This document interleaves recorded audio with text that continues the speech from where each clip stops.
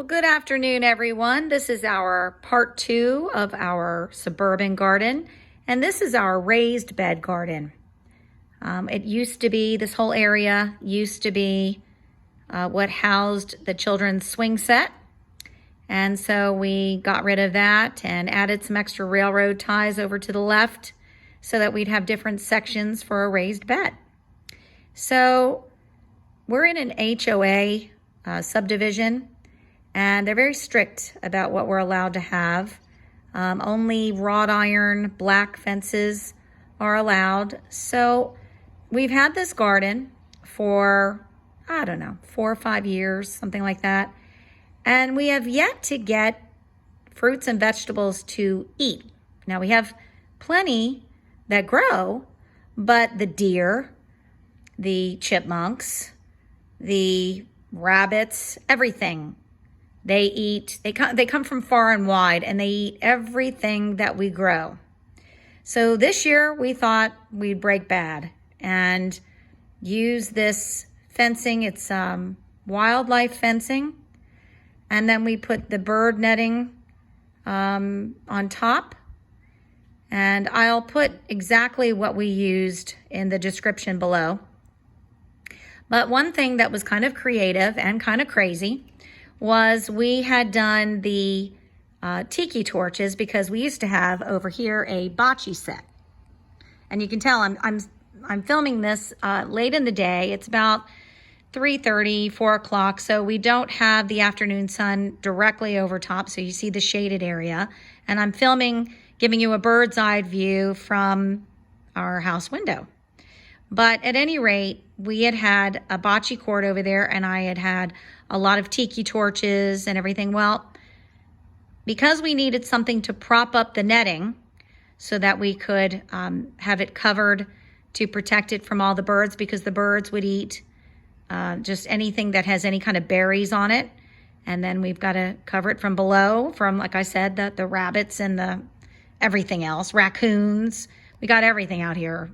Coyotes, you name it. A fox just ran through the other day. So we have these tiki torches. You know, you'll probably recognize these, okay? And they go inside those poles that you can see, you know, there and there. Hopefully you can see it well enough. I'll zero in a little bit. See? So they fit right in those. But for the time being, we took the tiki torches, the copper, out of them, and we draped the netting over top. You can probably see it pretty well. And we used zip ties and some twist ties to secure everything. So the beauty of using these tiki torches, as crazy as it seemed, everybody thought I was crazy, but you'll see they have these little caps that usually put out the fire with the tiki torch. Well, the beauty of it is when a deer comes along or anything and bumps into the netting, it shakes those, and those clang against the pole and they spook the deer, and it makes them run. Because a lot of people have used this fencing, either the one here on the bottom, the lower one, is a different thickness than the wildlife netting that we have on the top. And people have complained that, you know, deer can break right through, and rabbits can eat right through it. Well, between that and the cross that we have, let's see how you can see it. It's a wind chime cross right there in the middle. It looks like it's right in front of the corn. Those things have been enough so far to fend off all the predators. So we're hoping it'll last, because the garden is really taking off. You can see we've got right here in the front, we've got zucchini and squash and cucumber. We've even got some leftover from the fall, a head of cabbage and broccoli.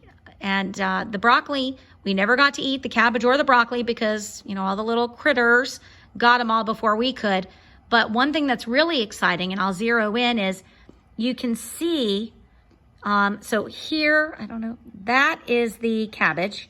That is the broccoli, but there's no broccoli there. It's just these little pods. And I'm anxiously awaiting those drying out. And we then will be able to break them open and there'll be seeds. So we'll have our own seeds. It's actually going to work. I'm very excited. So anyway, so you can see we've got the cukes and the squash, and then we've got, and there's some kale. Let's see. I hope this is working. That's the kale. That's the kale. That's the kale. And then back here is those are the kidney beans and the black beans, and we also when we thinned them out from our grow boxes, we put some more all along there. And these are radishes, which we've already harvested and had some. They were yummy. We had done around the perimeter marigolds, which last year were great. That was the one thing the animals didn't eat. We had flower bed all the way around. It looked fantastic. But this year, they just kind of went, I don't know where they went. They just kind of, they didn't work as well. So that's fine because we've got the fencing. But now in this middle section, this whole little middle section is all way more than we ever should have planted there. But we just had so many we didn't know what to do with it. It's honeydew, cantaloupe, and watermelon. Every year we get them, they grow, and then either insects or animals eat them. So we're really excited. And then you can see our corn. It is really going. It's at least 5 feet tall, maybe taller. It's going to be between 6 and 8 feet. And hopefully, God willing, we'll actually be able to harvest it. We are so excited. We have we have 3 different kinds of corn out there. And each stalk will only give us about 2 ears of corn. So it won't be a ton, but it's something. And it's something that we're growing ourselves. And here in the upper right corner, you can see some of our grapevines in the urn.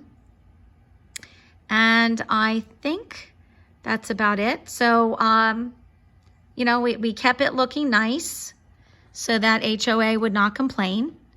And hopefully we're going to get to have something to eat and maybe put in our pizza oven that we've got over here. We can use it as a grill and a pizza oven. We'll put it on our cauliflower pizza or just grill some of the vegetables. But nevertheless, it's really gratifying to grow your own food and eat the fruits of your labor. So I'll give you an update as to how things progress. But at least this was the look at our raised bed garden that people have been very curious about and wanting to know how things were going. And so far, so good. We're praying every day that our garden will continue to flourish. So be encouraged that if you don't have a green thumb, you can gain one by just trying it over and over again. Try different things and just see what works. Hope this helps, and God bless you all. Please subscribe to our YouTube channel and tell your friends about our channel. And if you have any questions that you'd like us to answer, feel free to drop some comments below. Thank you so much. Bye.